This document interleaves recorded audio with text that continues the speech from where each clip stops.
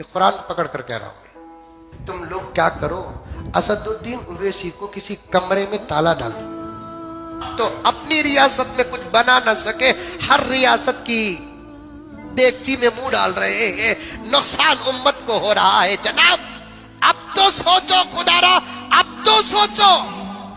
काम ऐसे कर रहे हैं जिसमें मिलावट नजर आ रही है। दुश्मन को फायदा पहुंचाना भी उससे मिलने के बराबर है कि नहीं है? दुश्मन को फायदा पहुंचाने का काम करना भी दुश्मन से मिलने के बराबर है। तेलंगाना छोड़कर सारे हिंदुस्तान में अपनी हुकूमत के गढ़े बनाने की, पहले जनाब आलम अपने स्टेट के अंदर 7 मुर्गियों का फार्म जरा बढ़ाओ।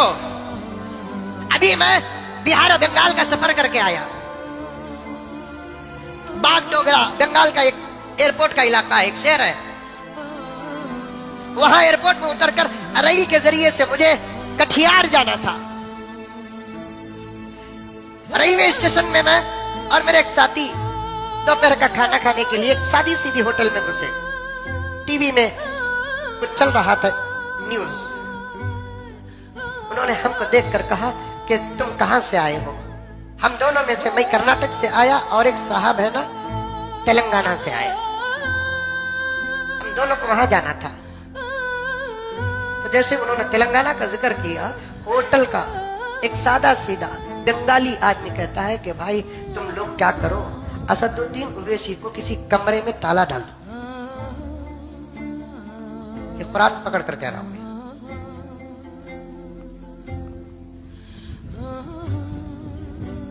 एक बहुत बड़े मौलाना कह रहे हैं, मैं नहीं मानता इस बात को कि असदुद्दीन ओवैसी साहब बीजेपी से मिले हुए हैं। मैं कब कहा कि मिले हुए हैं? लेकिन काम ऐसे कर रहे हैं जिसमें मिलावट नजर आ रही है। दुश्मन को फायदा पहुंचाना भी उससे मिलने के बराबर है कि नहीं है? सुगरा कुबरा मंतिक फलसफा सब सामने रखकर बात करो। दुश्मन को फायदा पहुंचाने का काम करना भी दुश्मन से मिलने के बराबर है। क्या ताकत है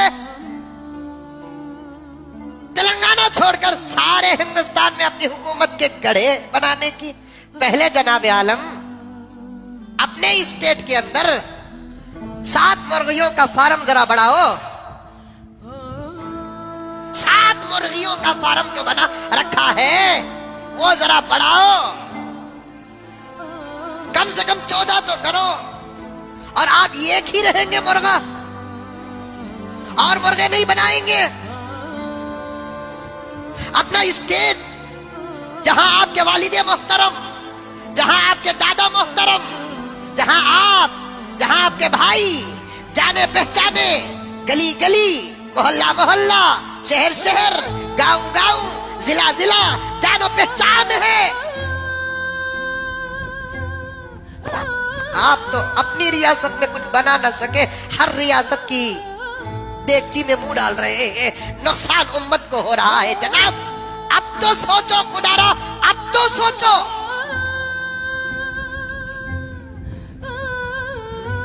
अब तो सोचो। देखा नहीं कितनी सीटें, अरे कितनी जलील बात है।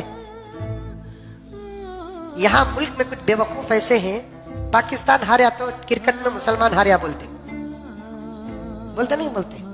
अरे मैच रे बाबा, हार जीत है। पाकिस्तान हारिया तो मुसलमान हारिया कहती, यम हारिया तो मुसलमान हारिया कहती। तुम्हारी वजह से हमें कौन से हारा पहनना है?